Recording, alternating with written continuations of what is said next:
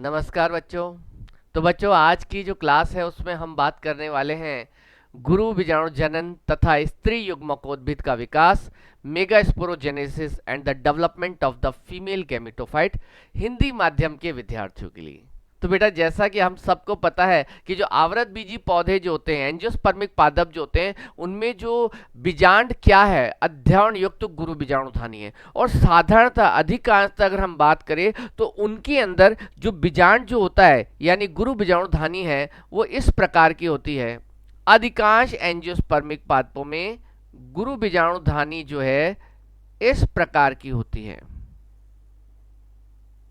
यानी बीजांड की मैं बात कर रहा हूं। इस प्रकार का बीजांड पाया जाता है जिसे हम कहते हैं प्रतीप एवं द्विअध्यावरणी बीजांड। ये जो प्रतीप जो बीजांड है, यह रिज्जु जो सबसे सरल प्रकार का जो बीजांड है उसकी तुलना में बिल्कुल उल्टे प्रकार का होता है। अब इसको आपके एनसीईआरटी में इसी प्रकार से दिखाया गया है, आप उल्टा भी बना सकते हैं, ऐसी बात नहीं है।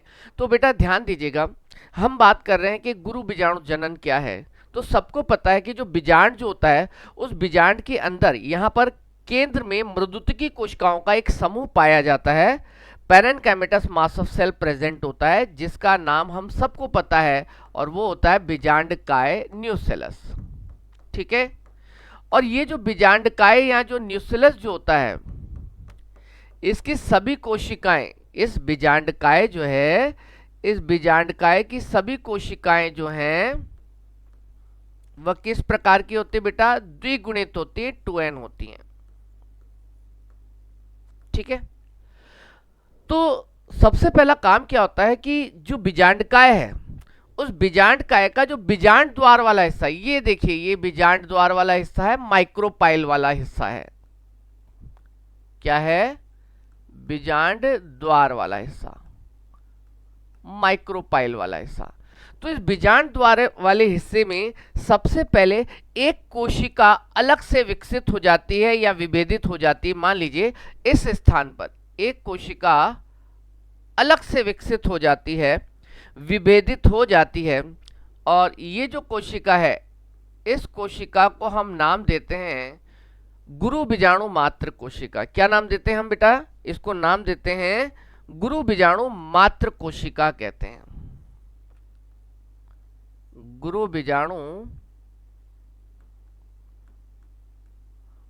मात्र कोशिका, यह गुरु बीजाणु मात्र कोशिका बीजांडकाय की ही एक कोशिका है। ठीक है। तो गुरु बीजाणु मात्र कोशिका कहते हैं। और जब बीजांडकाय की गुणिता अगर 2n है तो सीधी सी बात है, ये गुरु बीजाणु मात्र कोशिका भी क्या होगी? 2n होगी, द्विगुणित होगी। और ये जो गुरु बीजाणु मात्र कोशिका होती है, यह गुरु बीजाणु मात्र कोशिका अर्धसूत्री विभाजन करती है, मियोटिक डिवीजन करती है। इसका मतलब यह भी एक प्रकार की मियोसाइट कोशिका का उदाहरण है जो कि अर्धसूत्री विभाजन करेगी। तो यह कोशिका क्या करेगी? अर्धसूत्री विभाजन करेगी, और अर्धसूत्री विभाजन करके निर्माण करेगी गुरु बीजाणुओं का। और उसी प्रक्रिया का जो नाम है वो है बेटा क्या? गुरु बीजाणु जनन, यानी मेगास्पोरोजेनेसिस। तो अगर हम कहें कि गुरु बीजाणु जनन क्या है, तो सीधी सी बात है कि गुरु बीजाणुधानी, गुरु बीजाणुधानी, या फिर हम क्या कहते हैं बेटा इसको? बीजांड। ठीक है। कि बीजांडकाय न्यूसेलस, ठीक है, कि द्विगुणित कौन सी कोशिका बेटा? गुरु बीजाणु मात्र कोशिका, गुरु बीजाणु मात्र कोशिका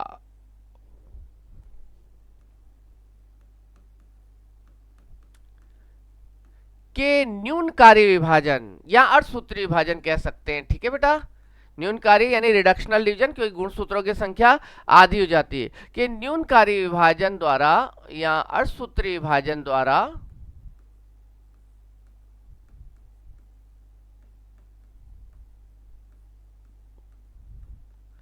किनका निर्माण बेटा? गुरु बीजाणु, मेगास्पोर्स का निर्माण। और गुरु बीजाणु कैसे होंगे? अगुणित। तो से अगुणित गुरु बीजाणुओं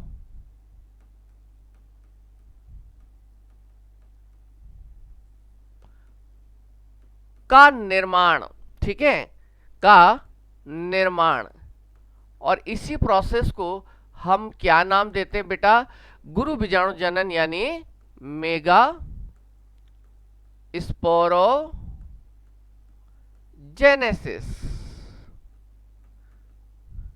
ठीक है, तो कुल मिलाकर ये तो हो गई बात कि गुरु बीजाणु जनन होता क्या है। अब बेटा यहाँ एक छोटी सी कहानी मैं आपको बताऊं कि आपकी एनसीईआरटी तो सीधे से कह रही है कि जो गुरु बीजाणुधानी यानी जो बीजांड होता है उसमें जो बीजांडकाय वाला जो भाग होता है उस तरफ की ओर जो बीजांडकाय की जो कोई भी कोशिका पीछे की तरफ, अगर मैं कहूंगा इस साइड यानी बीजांड द्वार के बिल्कुल विपरीत सिरा कौन सा है?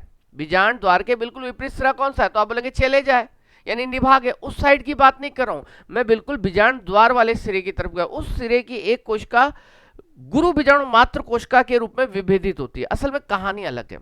कहानी इस तरीके से कि वास्तव में क्या होता है, एनसीईआरटी ने तो इतना सका है, लेकिन वास्तव में क्या होता है वो भी आपको थोड़ा सा नॉलेज होना चाहिए, पता होना चाहिए कि वास्तव में क्या होता है। ये जो बीजांडकाय है ना, उसके बीजांडद्वारी सिरे पर कोई भी एक कोशिका जो होती है, कोई भी एक कोशिका अगर है तो वो कोशिका प्रप्रसूतक कोशिका के रूप में कार्य करती है। आर्किस्पोरियल सेल कहते हैं, प्रप्रसूतक कोशिका के रूप में कार्य करती है। और वो आर्किस्पोरियल सेल प्रप्रसूतक कोशिका क्या करेगी? एक विभाजन करेगी, एक परिणतिक विभाजन करेगी। और जब इस कोशिका में एक परिणतिक विभाजन होता है तो दो कोशिकाएं बन गई, एक तो बाहर कोशिका बन गई, एक अंदर कोशिका बन गई। तो बेटा जब बाहर कोशिका जो बनेगी इस स्थान पर, ये जो बाहर वाली कोशिका जो बनती है, आउटर जो सेल जो बनती है ना, उस आउटर सेल को तो कहा जाता है प्राथमिक भित्तीय कोशिका। क्या बोलते हैं बेटा? प्राथमिक भित्तीय कोशिका। आप इसको प्राइमरी वॉल सेल या पेराइटल सेल कह सकते हैं। प्राथमिक भित्तीय कोशिका बनेगी। और जो अंदर की तरफ वाली जो कोशिका है, दो कोशिकाएं बन गई ना, तो अंदर वाली कोशिका जो है ना, अंदर वाली कोशिका, वो जो अंदर वाली कोशिका वही असल में गुरु बीजाणु मात्र कोशिका है। क्या है? गुरु बीजाणु मात्र कोशिका है। ठीक है, बात समझ में आ गई? तो एनसीईआरटी ने इसको सीधे से कह दिया है कि सबसे पहले काम होगा बीजांड या गुरु बीजाणुधानी जो कि उसके बीजांड द्वारा सिरे पर एक कोशिका विभेदित हो जाती है। किस रूप में? जो डिफरेंशिएट सेल है, यानी गुरु बीजाणु मात्र कोशिका क्या है इसको आपको थोड़ा समझना पड़ेगा। इससे रिलेटेड कुछ पॉइंट्स आपको ध्यान रखने पड़ेंगे कि गुरु बीजाणु मात्र कोशिका कौन सी कोशिका है? एक कोशिका है, सिंगल सेल है। ठीक है, एक कोशिका कहां से विभेदित होती है? जो कि बीजांडकाय यानी न्यूक्लियस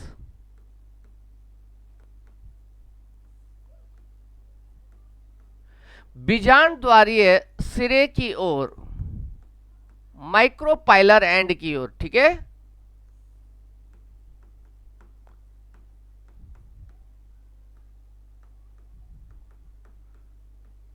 विभेदित होती है। ठीक है, डिफरेंशिएट होती है। कैसे विभेदित होती है मैंने आपको बताया यहां पर।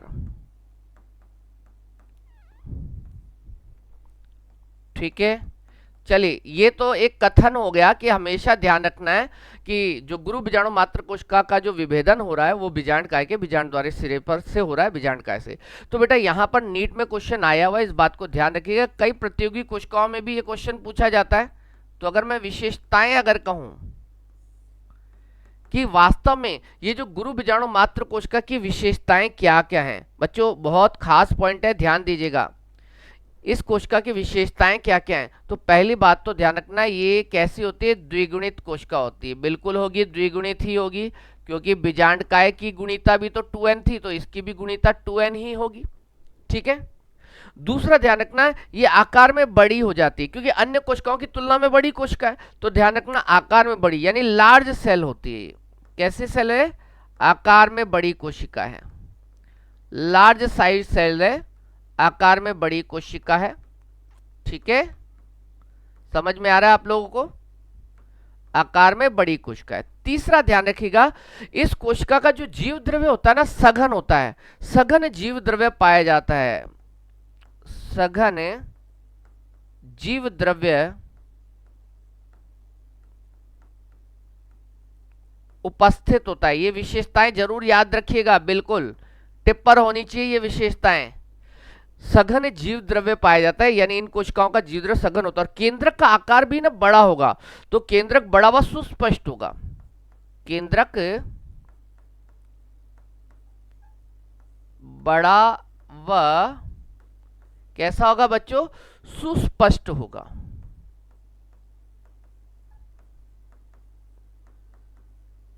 चलिए, ये तो हो गई बात कि गुरु बीजाणु मात्र कोशिका यानी मेगास्पोर मदर सेल जो एक प्रकार की मियोसाइट सेल का उदाहरण है। वापस मैं कह रहा हूं, जब मैंने आपको लघु बीजाणु मात्र कोशिका बताई थी, वो भी एक मियोसाइट कोशिका थी, न्यूनकारी विभाजन करने वाली कोशिका। तो ये भी एक एग्जाम्पल है किसका?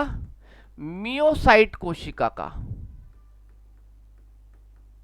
मियोसाइट यानी ऐसी कोशिका जो अर्धसूत्री विभाजन कर सकती है। तो ये बात आप जरूर याद रखिएगा, और कोई भी मियोसाइट जो कोशिका होती है वो 2n ही होती है, ये आप जरूर याद रखें। चलिए, ये तो हो गई कि गुरु बीजाणु मात्र कोशिका की। अब प्रक्रिया क्या है कि आखिर ये गुरु बीजाणु जनन होगा कैसे? तो एक काम करते हैं, ये जो गुरु बीजाणु धानी यानी जो बीजांड है, इसके बीजांडकाय में से ये जो गुरु बीजाणु मात्र कोशिका है, इसको मैं यहाँ से निकाल लेता हूँ। ठीक है, चलें आगे। तो मैं यहाँ से एक कोशिका, इस कोशिका को बाहर निकाल लेता हूँ और आगे समझते हैं। जैसे मान लीजिए कि हमने कहा कि ये गुरु बीजाणु मात्र कोशिका है, ठीक है, जो कि बड़े आकार की कोशिका है, जिसका जीव द्रव्य सघन है, बीजांड द्वारीय सिरे की ओर से यह विभेदित हुई है, द्विगुणित कोशिका है। अन्य कोशिकाओं की तुलना में ये कोशिका कैसी है बच्चों? बड़ी कोशिका है। कैसी कोशिका है बेटा? बड़ी कोशिका है, लार्ज सेल है। और इसके आसपास अगर मैं कहूंगा तो आप कहोगे सर इसके आसपास तो अन्य बीजांडकाय कोशिकाएं होंगी, ठीक है। और हम इसको किस तरफ से दिखा रहे हैं? हम इसको बीजांड द्वार वाले हिस्से की तरफ दिखाएंगे, ये बात आप जरूर याद रखिएगा। और मैं आपको एक बात कहूंगा, हम चित्र कैसा भी बनाएं, चाहे हम उल्टे बीजांड का बनाएं, चाहे प्रतीप वाले का बनाएं, चाहे सबसे सरल प्रकार के बीजांड पॉलीगोनम प्रकार के बीजांड की बात करें, हमेशा याद रखिएगा कि जब चित्र दिखाया जाए तो चित्र में बीजांड द्वार के सिरे को चाहे ऊपर दिखाओ चाहे नीचे दिखाओ, उसको एक एरो के द्वारा, तीर के चिन्ह के द्वारा दिखाना चाहिए। अगर जब मैं कहूंगा ये कोशिका किस सिरे की तरफ है बीजांड के ओव्यूल के, तो आप बोलोगे सर ये तो बीजांड द्वार की ओर है ना। तो बेटा ध्यान रखिएगा, इसके लिए ना हम यहाँ इस साइड में यहाँ एक एरो जरूर दिखाएं, ये जरूर याद रखिएगा। ये एरो का जो चिन्ह जो है ना, उसका मुंह ऊपर की तरफ दिखा रखा है, तो इसका मतलब ये सिरा बीजांड द्वार की तरफ है। चाहे मैं बीजांड कैसा भी शेप का बनाऊं, अगर मैं उल्टा टाइप में बनाकर दिखाऊंगा तो मैं एरो का मुंह इधर दिखाऊंगा। आपको एनसीईआरटी में जो चित्र है उसको थोड़ा प्राथमिकता देनी पड़ती है, इसलिए हम इस प्रकार से बात कर रहे हैं, ठीक है। तो एरो से ही पहचान हो जाती है, एरो का मुंह जिस तरफ होगा उस तरफ बीजांड द्वार होगा, ठीक है, माइक्रोपाइल होगा। तो अब जैसे ये अगर मैं कहूं तो ये अन्य कोशिकाएं हैं, ये अन्य कोशिकाएं कौन सी कोशिकाएं बच्चों? तो आप बोलोगे सर ये अन्य कोशिकाएं तो अन्य बीजांडकाय की कोशिकाएं हैं ना, जो विभेदित नहीं हुई, जो विभेदित नहीं हुई। और वैसे जो विभेदित हुई है वो तो हमें दिख ही रही है, वो तो हमें दिखाई दे ही रही है ना, बिल्कुल दिखाई दे रही है, ठीक है। चलिए, तो अब ये कोशिका जो कि बीजांड द्वार की ओर हमें दिखाई दे रही है, बड़े आकार की कोशिका दिखाई दे रही है, ये तो हो गई कौन सी बेटा? तो आप कहेंगे ये तो एमएमसी कोशिका है, यानी मेगा स्पोर मदर सेल है। मैं लिख सकता हूं यहाँ पर एमएमसी लिख दूंगा, चलेगा, ठीक है। मेगा स्पोर मदर सेल यानी कि गुरु बीजाणु मात्र कोशिका जो कि 2n है। और बाकी अन्य जो कोशिकाएं उनको क्या बोलूंगा बेटा? ये आप बोलेंगे सर ये बीजांडकाय है, न्यूसेलस की सेल्स है, अन्य बीजांडकाय कोशिकाएं हैं, तो बीजांडकाय ये भी तो 2n ही होता है। चलते हैं, अब क्या होगा, इस जो बड़े आकार की कोशिका में ना फर्स्ट मियोसिस होगा, प्रथम न्यूनकारी विभाजन होगा। जब आप लोग अर्धसूत्री विभाजन पढ़ते हैं तब आपको पता है कि अर्धसूत्री विभाजन के भी दो चरण होते हैं, प्रथम न्यूनकारी फर्स्ट मियोसिस और द्वितीय अर्धसूत्री विभाजन सेकंड मियोसिस। तो सीधी सी बात है, इस कोशिका में प्रथम न्यूनकारी जब विभाजन होगा तो इसमें दो कोशिकाएं बनेंगी। क्या बनेंगी बेटा? दो कोशिकाएं बन जाएंगी। ये एक कोशिका मान लीजिए, ये दूसरी कोशिका मान लीजिए, ये दो कोशिकाएं बन जाएंगी और बाकी अन्य कोशिकाएं तो हैं ही चारों तरफ। अन्य कोशिकाएं तो हमें दिखाई दे रही हैं, बीजांड काय की कोशिकाएं, न्यूसेलस की कोशिकाएं, ठीक है। तो ये जो दो कोशिकाएं बन गई प्रथम न्यूनकारी विभाजन द्वारा बनी ना, मियोसिस के जो प्रथम चरण जो है फर्स्ट मियोसिस के द्वारा बनी है। और ऐसे में बेटा ये जो दो कोशिकाएं बनती है ना, इनको हम कहते हैं कोशिकाओं का द्विक, डायड ऑफ सेल बोलते हैं। आपको याद भी होगा, आप लोगों ने मियोसिस जब पढ़ा था तब पढ़ा भी होगा आपने कि मियोसिस फर्स्ट जब कंप्लीट होता है, ठीक है, तो उसके बाद में दो कोशिकाएं बनती जिनको कोशिकाओं का द्विक कहा जाता है, डायड ऑफ सेल कहा जाता है। तो इस प्रकार से बेटा ये जो दो कोशिकाएं हैं, प्रथम न्यूनकारी फर्स्ट मियोसिस हो गया, फर्स्ट मियोसिस लिख दूं चाहे प्रथम न्यूनकारी विभाजन लिखूंगा, एक ही बात है बेटा, ठीक है। तो फर्स्ट मियोसिस जब होगा, फर्स्ट मियोसिस, मियोसिस के दो चरण होते हैं बेटा, first meiosis and second meiosis. तो फर्स्ट मियोसिस जो पहला चरण जो होगा, मियोसिस फर्स्ट भी कह सकते हैं। तो ऐसे में बेटा यहां पर कोशिकाओं का द्विक होगा। क्या होगा? कोशिकाओं का द्विक। ये दो कोशिकाएं बन जाएंगी, इसको कहेंगे कोशिकाओं का द्विक, कोशिकाओं का द्विक यानी डायड ऑफ सेल्स, ठीक है।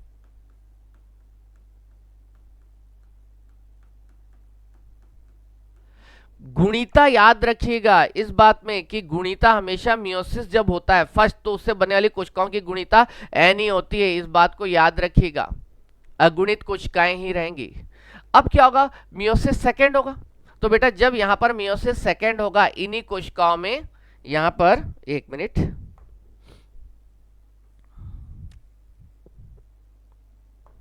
अब मियोसिस जब सेकेंड होगा, सेकेंड मियोसिस लिख देता हूं, मियोसिस सेकेंड लिख देता हूं,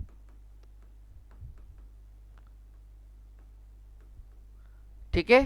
तो जब मियोसिस सेकेंड हो जाएगा, द्वितीय मतलब न्यूनकारी, मतलब जनरली अपन कहेंगे मियोसिस का दूसरा चरण हो जाएगा। तो ऐसे में बेटा ये जो दो कोशिकाएं उसके बाद में बन जाएंगी हमारे पास में चार कोशिकाएं। कितने बन जाएंगी बेटा? चार कोशिकाएं बन जाएंगी। ये मान लीजिए हमने कहा ये एक कोशिका है, ये दूसरी कोशिका है, तीसरी कोशिका है और ये चार कोशिकाएं, ठीक है। कैसे भी बना सकते हैं, एनसीईआरटी के अकॉर्डिंग बना रहा हूं मैं, थोड़ा सा इस बात को थोड़ा ध्यान देना पड़ता है, एनसीईआरटी के चित्रों को थोड़ी प्राथमिकता देना जरूरी भी होती है।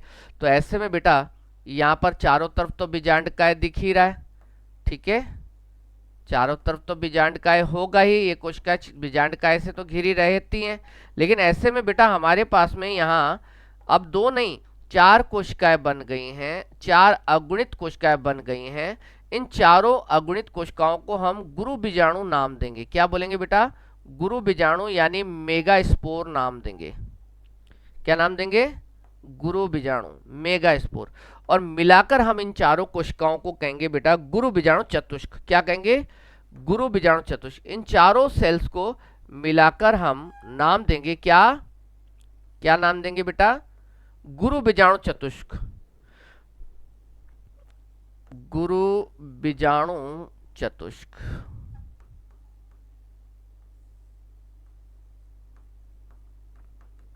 मेगा स्पोर टेट्राड नाम देंगे। और गुरु बीजाणु चतुष्क की गुणिता भी आपको याद रखना एन ही होती है। इसमें चार गुरु बीजाणु हैं। इस चित्र में भी आपको ध्यान रखना कि माइक्रोपाइल वाला हिस्सा यानी कि बीजांड द्वार वाला हिस्सा जो है ना, अभी हमने इस चित्र के अकॉर्डिंग कहें कि ऊपर की तरफ दिखा रखा है, ठीक है। कैसा भी बनाया जाए इसमें, तो इस प्रकार से चार गुरु बीजाणु बन जाते हैं, 4 मेगा स्पोर्स का फॉर्मेशन हो जाता है। और इसी प्रक्रिया का बेटा नाम है गुरु बीजाणु जनन। चलिए ये तो हो गई बात कि गुरु बीजाणु जनन की प्रक्रिया हो गई है और एक जो गुरु बीजाणु मात्र कोशिका जो थी उससे चार गुरु बीजाणु बन गए। अब प्रश्न उठता है कि भाई गुरु बीजाणु की गुणिता तो n होती है, अब ये जो गुरु बीजाणु आगे क्या विकसित करेंगे? तो बच्चों ये गुरु बीजाणु आगे विकास करते हैं और विकास करके बनाते हैं स्त्री युग्मकोद्भिद या मादा युग्मकोद्भिद, यानी हम इंग्लिश में कहें तो फीमेल गेमेटोफाइट का विकास करेंगे। जैसे लघु बीजाणु नर युग्मकोद्भिद की प्रथम कोशिका होती है, वैसे जो गुरु बीजाणु होते हैं वे भी मादा युग्मकोद्भिद की प्रथम कोशिका होती है। लेकिन यहाँ पर कुछ अंतर है, आपको पता चलेगा। जैसा हमने नर युग्मकोद्भिद के विकास में पढ़ा था उससे कुछ अलग आपको देखने को मिलेगा। तो हम आगे पढ़ लेते हैं क्या बेटा, कि स्त्री युग्मकोद्भिद का विकास किस प्रकार से होता है। ठीक है,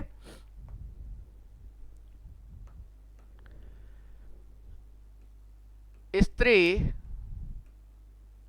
युग्मकोद्भिद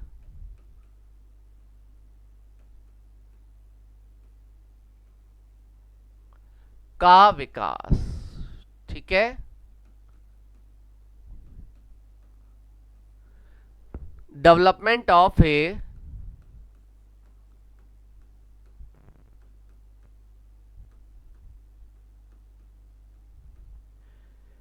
फीमेल गैमेटोफाइट, फीमेल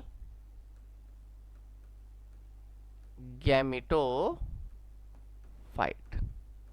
ठीक है, चलिए पहली बात तो हमें हमें हमेशा की तरह किसी भी टॉपिक को जब पढ़ना होता है तो हमें उसको बिल्कुल जीरो से ही बात करनी चाहिए। यहाँ पर नाम दिया है कि स्त्री युग्मकोद्भिद, तो बेटा सीधी सी बात है, जब लघु बीजाणु अंकुरण करते हैं तो नर युग्मकोद्भिद बनता है और उस नर युग्मकोद्भिद में नर युग्मक पैदा किए जाते हैं, आपको याद होगा।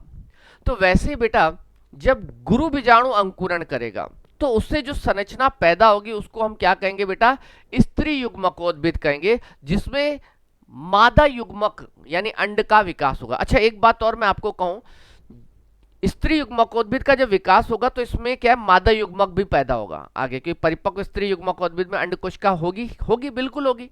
तो बेटा याद रखिएगा, कई बार ये इस प्रक्रिया को यानी स्त्री युग्मकोद्भिद के विकास को मादा युग्मक जनक यानी फीमेल गैमेटोजेनेसिस भी कहा जाता है। याद रखिएगा क्या, मादा युग्मक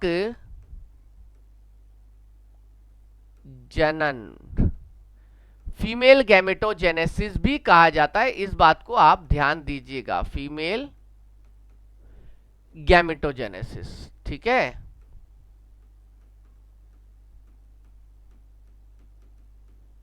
और लिख लीजिएगा, जैसे हमने नर युग्मकोद्भिद का विकास पढ़ा था उसको नर युग्मक जनन भी कहते हैं। क्या भी कहते हैं, नर युग्मक जनन यानी मेल गैमेटोजेनेसिस। चलिए ठीक है, तो फिलहाल अगर मैं कहूंगा कि स्त्री युग्मकोद्भिद क्या होता है तो स्त्री युग्मकोद्भिद फीमेल गैमेटोफाइट किसे कहेंगे, स्त्री युग्मकोद्भिद यानी फीमेल गैमेटोफाइट किसे कहेंगे। ये सभी पौधों के लिए कॉमन बात बता रहा हूं मैं, ठीक है, केवल आवृत बीजियों की बात नहीं, अनावृत बीजियों में भी। तो हम यूं कह सकते हैं कि स्त्री युग्मकोद्भिद क्या है, तो अगुणित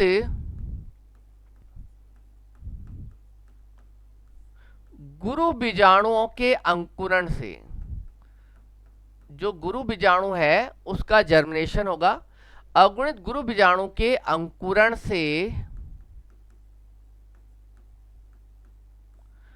बनने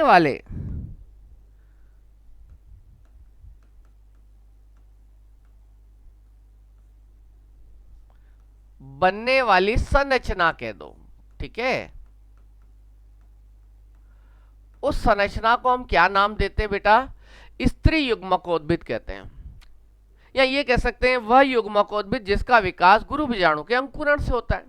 और जैसा हमने पहले भी देखा कि युग्मकोद्भिद शब्द का इस्तेमाल जब किया जाता है तो युग्मक पैदा करने वाली अवस्था, नर युग्मक पैदा करने वाली अवस्था को नर युग्मकोद्भिद, तो मादा युग्मक पैदा करने वाली अवस्था को मादा युग्मकोद्भिद। और हमेशा ध्यान रखिएगा, क्योंकि स्त्री युग्मकोद्भिद का विकास गुरु बीजाणु से हो रहा है और गुरु बीजाणु की गुणिता क्या है, एन है, तो सीधी सी बात है स्त्री युग्मकोद्भिद की जो गुणिता यानी जो प्लॉइडी होगी बच्चों, वो प्लॉइडी जो होगी वो भी क्या होगी बच्चों, एन ही होगी, यानी यह भी एक अगुणित संरचना होती है।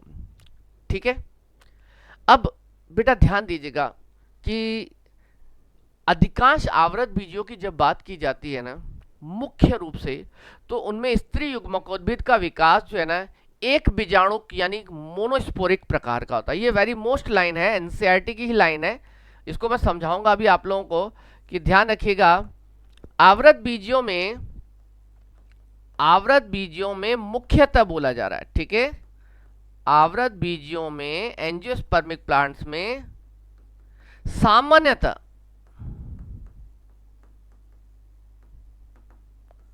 यह जो स्त्री युग्मकोद्भिद का विकास है ना, स्त्री युग्मकोद्भिद फीमेल गैमेटोफाइट का विकास किस प्रकार का बताया मैंने, ध्यान दीजिएगा, किस प्रकार का बताया मैंने, एक बीजाणुज। ये बहुत खास लाइन है, अधिकांश प्रतियोगी परीक्षाओं में पूछा जाने वाला क्वेश्चन है। एक बीजाणुज मोनोस्पोरिक, ध्यान रखिएगा कैसा, मोनोस्पोरिक प्रकार का होता है, ठीक है। मोनोस्पोरिक प्रकार का होता है, ठीक है। तो ये कथन और कारण वाले क्वेश्चंस के लिए बहुत खास प्रश्न होगा। और बेटा इसको ना हम पॉलीगोनम प्रकार भी कहते हैं। हम क्या भी कहते हैं बेटा, पॉलीगोनम प्रकार। याद रखिएगा, इसको पॉलीगोनम प्रकार का विकास भी कहते हैं। लिख लीजिएगा आप लोग, पॉलीगोनम प्रकार का विकास। ऐसे कई प्रकार के होते हैं बेटा, हम लोग जो पढ़ते हैं वो यही पढ़ते हैं, एक बीजाणु प्रकार, जबकि द्विबीजाणु प्रकार भी होता है, चतुर्बीजाणु प्रकार भी होता है, उनमें भी कई अलग अलग प्रकार होते हैं। यहाँ पर द्विबीजाणु पॉलीगोनम, सॉरी, इसको क्या भी कहेंगे हम, पॉलीगोनम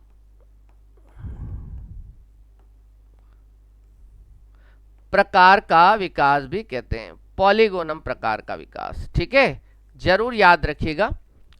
तो अब प्रश्न उठता है कि आखिर ये एक बीजाणुज का मतलब क्या है, एक बीजाणु विकास हम कहते किसे। तो एक बार हम इससे पहले वाला एक बार चित्र देख लेते हैं, ठीक है।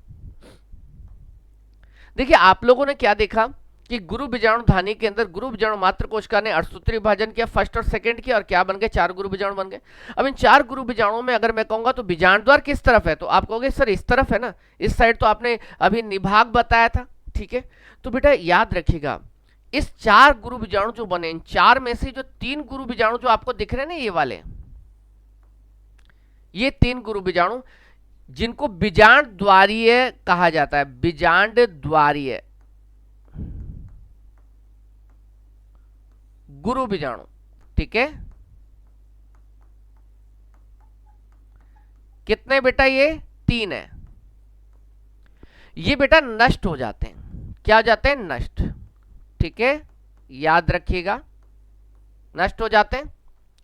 अब बचता कौन सा है, एक ही बचता है, और ये बचने वाला जो गुरु बीजाणु है ना बेटा, ये है निभागीय गुरु बीजाणु, चेलेजल एंड वाला, ठीक है। क्या नाम है, निभाग की ओर वाला, निभागीय चेलेजल एंड वाला, इसको हम कहेंगे निभागीय गुरु बीजाणु। ये कह सकते हैं कि निभाग की ओर पाया जाने वाला एक अकेला गुरु बीजाणु, ठीक है, गुरु बीजाणु, निभागीय गुरु बीजाणु, चेलेजल एंड की तरफ वाला, ठीक है। और ये गुरु बीजाणु जो है ना, ये नष्ट नहीं होता, ये सक्रिय होता है। सक्रिय का मतलब आगे यही जो है विकास करेगा, ये आगे सक्रिय यही रहेगा, यही एक्टिव रहेगा। बाकी 3 जो ये जो गुरु बीजाणु जो दिख रहे हैं, ये तीनों नष्ट हो जाएंगे, और बचेगा कौन, सक्रिय गुरु बीजाणु कौन सा वाला बचेगा बेटा, निभाग के सिरे वाला, चेलेजल एंड वाला। और इस एक सक्रिय गुरु बीजाणु से ही स्त्री युग्मकोद्भिद का विकास हो जाएगा। तो हम अगर यूं कहें कि भाई एक बीजाणुज जो मोनोस्पोरिक प्रकार का विकास किसे कहते हैं, तो इसका कारण समझिएगा। कारण जो है बहुत खास है, क्योंकि जो गुरु बीजाणु चतुष्क जो हमारे पास है उनमें से, क्योंकि गुरु बीजाणु चतुष्क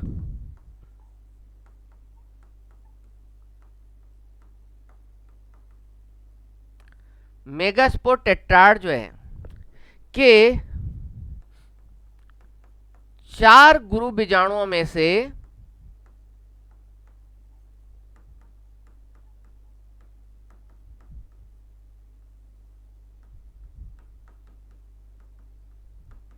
तीन नष्ट हो जाते हैं, 3 क्या हो जाते हैं? नष्ट।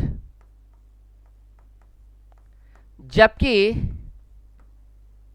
एक सक्रिय, कौन सा वाला सक्रिय रहता है बेटा? जो मैंने आपको बताया सक्रिय कौन सा रहता है? चैलेंजेलेंट वाला, ठीक है, निभागीय। इसके और भी प्रकार होते हैं, हम केवल इसी की बात करें जो हमारे एनसीईआरटी में है। निभागीय सिरे वाला एक सक्रिय रहता है, यह जो एक सक्रिय गुरु बीजाणु है, ठीक है, यह एक सक्रिय गुरु बीजाणु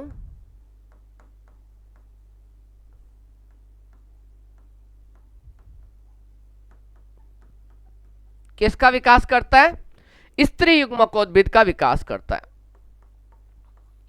स्त्री युग्मकोद्भिद यानी फीमेल गैमेटोफाइट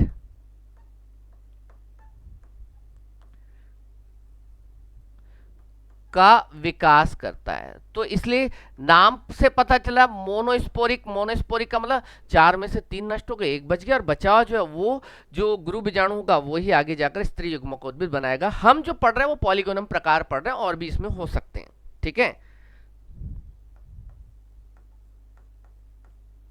क्योंकि हम जो बात कर रहे हैं उसमें निभागीय सिरे वाला गुरु बीजाणु सक्रिय है। कुल मिलाकर ये तो हो गई कि मोनोस्पोरिक क्यों कहा गया है, क्योंकि 4 में से 3 नष्ट हो गए और 1 बच गया, बचा हुआ ही स्त्री युग्मकोद्भिद का विकास करेगा। अब ये विकास कैसे होगा इसको थोड़ा हम अपने चित्र के माध्यम से समझने की कोशिश करेंगे, ठीक है बेटा। चलिए, तो बेटा होता क्या है, हमने कहा कि जो बीजांड है उस बीजांड में 4 जो गुरु बीजाणु हैं, 4 में से 3 नष्ट हो गए, जैसा कि मैंने आपको इस तरीके से दिखाया था, ठीक है, बीजांड को इस तरीके से दिखाया था आपको, ठीक है। और इस बीजांड में यहां पर बीजांडकाय में बच्चों कितने गुरु बीजाणु, कितने गुरु बीजाणु?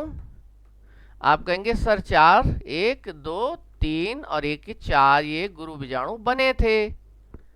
इनमें से 4 में से बेटा 3 ये वाले हो गए नष्ट, 3 कौन से? बीजांड द्वारीय वाले नष्ट हो गए। बचा हुआ कौन सा बेटा? ये है, ये सक्रिय मेगास्पोर है, गुरु बीजाणु है, ठीक है बच्चों। गुणिता एन होगी। आप कहें तो मैं इस सक्रिय गुरु बीजाणु को बाहर निकाल के समझा दूं, चलो इसको बाहर निकाल लेते हैं। अब जब इसको बाहर निकालकर हम सोचते हैं समझने के लिए, ये प्रक्रिया अंदर ही हो रही है, समझा रहा हूं, तो मान लीजिए कि ये गुरु बीजाणु है, तो ध्यान दीजिएगा होगा क्या। ये सक्रिय गुरु बीजाणु जो होगा ना, ये मान लीजिए मैंने कहा ये सक्रिय गुरु बीजाणु है, बाकी 3 तो नष्ट हो गए ना बच्चों।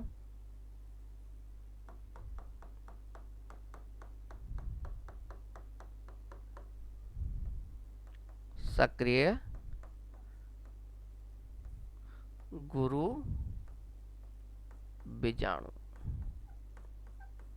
गुणिता इसकी क्या है? एन है। अब सक्रिय गुरु बीजाणु जो होगा ना, ये धीरे धीरे आकार में वृद्धि करेगा। याद रखिएगा, ध्यान रखिएगा बच्चों, आकार बढ़ाएगा धीरे धीरे, ये बीजांड काय में बढ़ता चला जाएगा। बीजांड के बीजांड काय में इसका आकार बढ़ता चला जाएगा, आकार में ये धीरे धीरे बड़ा होने लगेगा। और बड़ा होने के साथ साथ इसमें समसूत्री विभाजन होंगे, एक के बाद एक, ध्यान रखिएगा 3 लगातार समसूत्री विभाजन होंगे। तो मान लीजिए प्रथम फर्स्ट समसूत्रण हुआ, प्रथम समसूत्री विभाजन होगा। अब मियोसिस तो हो नहीं सकता क्योंकि गुणिता ही एन है, तो प्रथम समसूत्री विभाजन होगा। हर समसूत्री विभाजन में केवल केंद्रक का विभाजन ही होगा, कोशिका द्रव्य का विभाजन नहीं होगा। याद रखिएगा, ऐसे विभाजनों को हम क्या कहते हैं? मुक्त केंद्र की विभाजन, फ्री न्यूक्लियर डिविजन्स कहते हैं, ठीक है। तो बेटा यहाँ पर ये जो है, जो सक्रिय गुरु बीजाणु आकार में बड़ा होने लगेगा, बीजांडकाय का अधिकांश भाग घेरने लगेगा, और इसके अंदर जो केंद्रक जो होगा, ये केंद्रक है, न्यूक्लियस जो हैगा, इसमें क्या होगा? समसूत्री विभाजन होगा, फ्री न्यूक्लियर डिविजन होगा, याद रखिएगा। तो एक फर्स्ट माइटोसिस जब होगा तो ऐसे में बेटा इसके अंदर हमें पता है कि 2 केंद्रक बनेंगे, 2 केंद्रक बनेंगे नहीं बनेंगे, और जो 2 केंद्रक होंगे ना वो विपरीत ध्रुवों की ओर चले जाएंगे, चले गए। बीच में क्या होता है, जनरली वैक्यूल वगैरह का विकास हो जाता है इस तरीके से। तो इसका मतलब ये जो संरचना जो बनी, आप इस संरचना को क्या नाम देंगे, तो आप कहेंगे सर ये तो टू न्यूक्लिएटेड स्टेज बन गई। कैसी? दो केंद्रक वाली अवस्था बन गई। कैसी? दो केंद्रक वाली अवस्था है ये, ठीक है, ये दो केंद्रकीय अवस्था।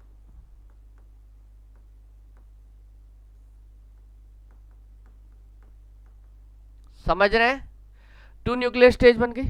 फिर एक और माइटोसिस होगा, मैंने आपको कहा कि 3 समसूत्री विभाजन होंगे, तो एक और माइटोसिस होगा, ठीक है। फिर सेकेंड माइटोसिस होगा, माइटोसिस लिख दूं ना, चलेगा, समसूत्रण माइटोसिस एक ही बात है। तो ऐसे में अब क्या होगा, इसमें भी दो केंद्रक, यानी टोटल क्या है, टोटल हमारे पास बन जाएंगे 4 केंद्रक। टोटल हमारे पास में इस तरीके से यहां पर 4 केंद्रक बनेंगे, और 4 केंद्रक में 2 अलग पोल पर रहेंगे और 2 अलग पोल पर रहेंगे, ठीक है। बीच में यहां पर वैक्यूल बनेगी, बीच में यहां पर वैक्यूल रहेगी। तो इसका मतलब ये जो डायग्राम जो बन गया, ये कौन सा हो गया, 4 केंद्र की अवस्था बन गई। कितने? 4 केंद्रक। देखिए गुरु बीजाणु जो है आकार में बड़ा होता जा रहा है और उसमें समसूत्री विभाजन हो रहे हैं। तो फर्स्ट माइटोसिस से 2 केंद्र की अवस्था, तो सेकंड माइटोसिस से क्या, 4 केंद्र की अवस्था हो गई।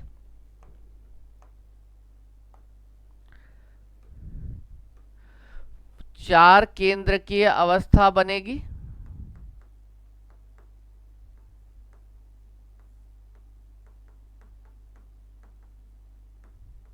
ठीक है।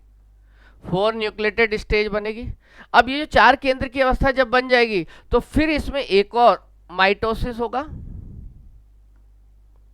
मैंने कहा लगातार 3 समसूत्री विभाजन होंगे, तो एक तरीके से यहां पर थर्ड माइटोसिस और होगा, तीसरा समसूत्री विभाजन और होगा। तो ऐसे में बेटा 8 केंद्र की अवस्था बन जाएगी। क्या बन जाएगी बेटा? 8 केंद्रक वाली अवस्था। लेकिन बेटा यहाँ जो 8 केंद्रक वाली अवस्था जो बनेगी ना, ध्यान दीजिएगा, उसमें 4 केंद्रक तो एक ध्रुव की ओर होंगे, पोल समझ रहे, सिरे की तरफ, है ना, और 4 केंद्रक दूसरे सिरे की ओर होंगे। तो टोटल तो बेटा 8 केंद्र की अवस्था हो गई ना, हुई तो ये 8 केंद्रक वाली अवस्था।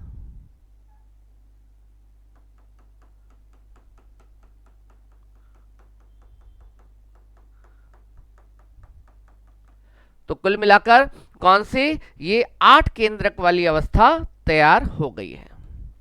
लेकिन बेटा अभी जो 8 केंद्र की अवस्था आपको दिख रही है ना, 8 केंद्र की अवस्था, 8 केंद्र की अवस्था जो आपको दिख रही है, इसमें 4 एक सिरे पर है और 4 एक सिरे पर है। क्लियर हो गई?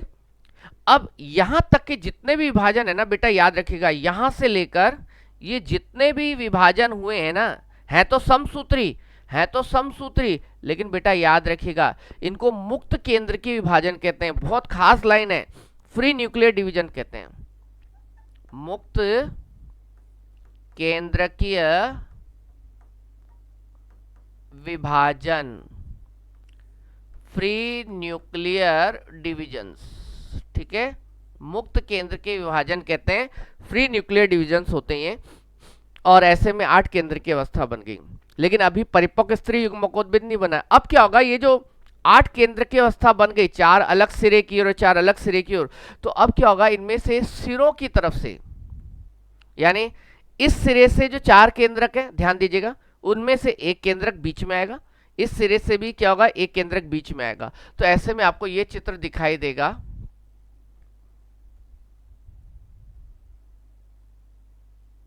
अगर मैं कहूं 4 में से 3 केंद्रक इस सिरे पर रह गए, ठीक है बेटा, 4 में से 3 केंद्रक इस सिरे पर रह गए, और 2 केंद्रक जो हैं जिन्हें पोलर न्यूक्ली कहते हैं, क्या कहते हैं बेटा, पोलर न्यूक्ली, ध्रुवीय केंद्रक कहते हैं, वो बीच में रह जाएंगे, ठीक है।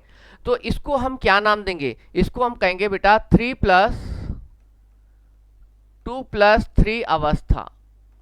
पॉलीगोनम प्रकार का जो स्त्री युग्मकोद्भिद का जो विकास हम पढ़ रहे हैं, पॉलीगोनम प्रकार का स्त्री युग्मकोद्भिद का जो विकास हम पढ़ रहे हैं उसको 3+2+3 प्रकार का विकास भी कहा जाता है, याद रखिएगा। तो कुल यहाँ पर कितने, 3 केंद्र किधर गए, 3 केंद्र किधर, सॉरी 3 केंद्र एक सिरे पर, 3 केंद्र एक सिरे पर, यानी ये बीजांड द्वार वाला सिरा हो गया, ये मान लीजिए हमने कहा ये निभाग वाला सिरा हो गया, और ये जो बीच में 2 केंद्रक, ये केंद्रक जो 2 केंद्रक है पोलर न्यूक्ली है। क्या है बेटा, पोलर न्यूक्ली, ध्रुवीय केंद्रक है। क्या है बेटा, ये ध्रुवीय केंद्रक है, पोलर न्यूक्ली है, ठीक है।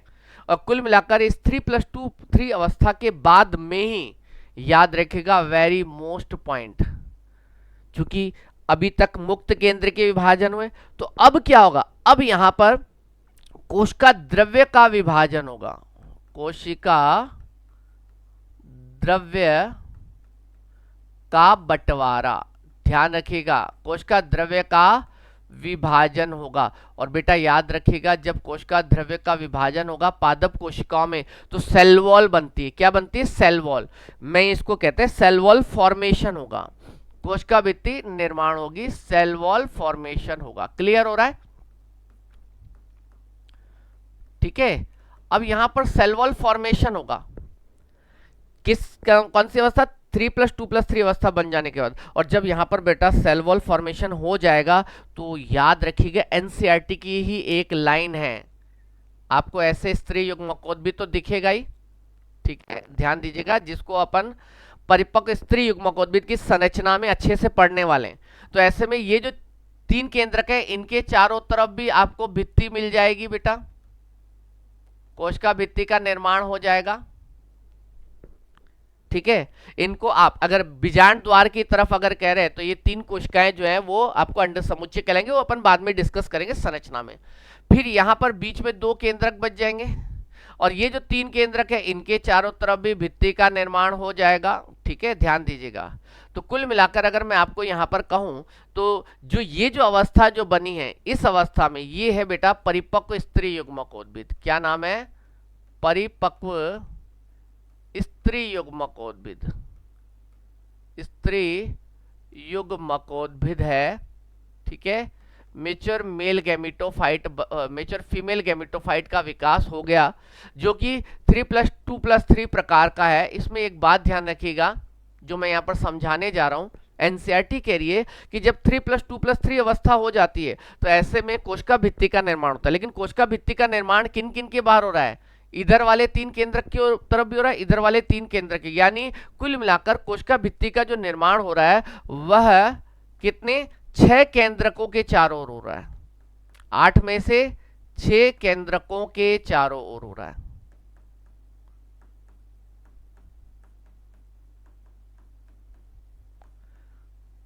केवल 8 में से 6 केंद्रकों के चारों ओर ही कोशिका भित्ति का निर्माण हो रहा है। बीच वाली जो कोशिका है वो अकेली एक कोशिका के रूप में कार्य करेगी बच्चों, बीच वाली जो कोशिका बन गई ना बेटा, ये एक अकेली कोशिका के रूप में ही कार्य करेगी, उसमें तो पहले से ही है वॉल। लेकिन यहां पर जो 3 कोशिकाएं हैं और यहां पर जो 3 कोशिकाएं हैं और बीच में जो कोशिका है, तो 8 में से 3 और 3 6 कोशिकाओं के बाहर सेल वॉल बनेगी, 2 के बाहर सेल वॉल नहीं बनेगी। इस बात को ध्यान रखना, वहां पहले से ऑलरेडी सेल वॉल प्रेजेंट है। हाँ, अब जो ये जो परिपक्व स्त्री युग्मकोद्भिद बनेगा, इसमें अगर मैं आपको जो संरचना में अगली क्लास में समझाऊंगा, तो इसमें जो 3 कोशिकाएं जो बीजांड द्वार की तरफ होती हैं, इन तीनों कोशिकाओं को हम बेटा नाम देंगे अंड समुच्चय। क्या नाम देंगे बेटा, अंड समुच्चय। चित्र कभी भी कैसा भी बनाया जाए, चाहे मैं इसको इन्वर्टेड फॉर्म में बनाऊं, समझिएगा, बीजांड द्वार की तरफ जो कोशिकाएं होती है उनको अंड समुच्चय कहते हैं, जिनमें से 2 सहायक कोशिकाएं एक अंड कोशिका होती है। इसको अगली क्लास में समझाया जाएगा। और ये जो 3 कोशिकाएं जो आपको दिखाई दे रही है, ये 3 कोशिकाएं जो दिखाई दे रही है, ये प्रतिमुखी कोशिकाएं। क्या है, प्रतिमुखी कोशिकाएं, एंटीपोडल सेल्स, प्रतिमुखी सेल्स, प्रतिव्यासांत कोशिकाएं भी कहते हैं, प्रतिमुखी कोशिकाएं ही लिख दे रहा हूं, अभी तो संरचना में बात करेंगे हम वापस से, ठीक है। 3 कोशिकाएं ये हो गई, 3 कोशिकाएं ये हो गई, 6 कोशिकाएं हो गई ना। और बीच वाली कोशिका को फिलहाल अगर मैं कहूं, ठीक है, 2 केंद्रक वाली कोशिका को, इसको केंद्रीय कोशिका नाम दिया जाता है, केंद्रीय कोशिका। इस पर डिस्कस होगा अभी, ठीक है, संरचना में डिस्कस होगा और ढंग से होगा।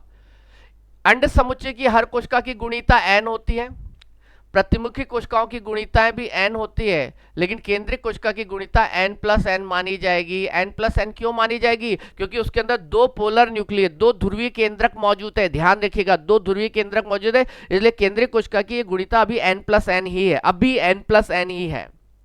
ठीक है, तो कुल मिलाकर बच्चों एक सक्रिय गुरु बीजाणु जो कि बीजाणु द्वारा सिरे पर था, उसने लगातार 3 समसूत्री विभाजन किए। सभी समसूत्री विभाजन जो थे मुक्त केंद्र के विभाजन थे, जिनमें से पहले 2 केंद्र की अवस्था, फिर 4 केंद्र की अवस्था, फिर 8 केंद्र की अवस्था बनी, फिर 3+2+3 अवस्था का विकास हुआ। और जब 3+2+3 अवस्था बन गई, उसके बाद में कोशिका भित्ति का निर्माण हुआ है 8 में से 6 केंद्रकों के चारों तरफ ही, और एक प्रकार से परिपक्व स्त्री युग्मकोद्भिद का विकास हो गया। और ये परिपक्व स्त्री युग्मकोद्भिद बच्चों याद रखिएगा आप लोग, इस स्त्री युग्मकोद्भिद को हम भ्रूण कोश भी कहते हैं। तो यहां पर वेरी मोस्ट लाइन ध्यान रखिएगा कि आवृत बीजियों में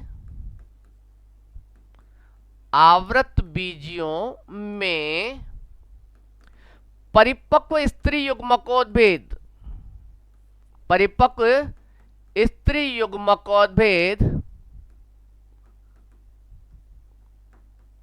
कैसा होता है बेटा? 7 कोशिकीय, 7 तो सेल्स हैं, 3 तो प्रतिमुखी कोशिकाएं, 3 अंड समुच्चय की कोशिकाएं, ठीक है, और बीच में एक केंद्रीय कोशिका, तो 7 हो गई ना कोशिकाएं। 7 कोशिकीय, 7 कोशिकीय 7 सेल्ड व 8 केंद्रकीय 8 न्यूक्लिएटेड होता है, ठीक है, होता है। और बेटा हम आवृत बीजियों में इसे एक नाम देते हैं, इसे भ्रूण कोश भी कहते हैं। क्या भी कहते हैं? भ्रूण कोश। इस बात को ध्यान रखिएगा, मैंने यहां पर भ्रूण कोश शब्द का इस्तेमाल किया है, एम्ब्रियो सैक, भ्रूण पोष नहीं, ठीक है।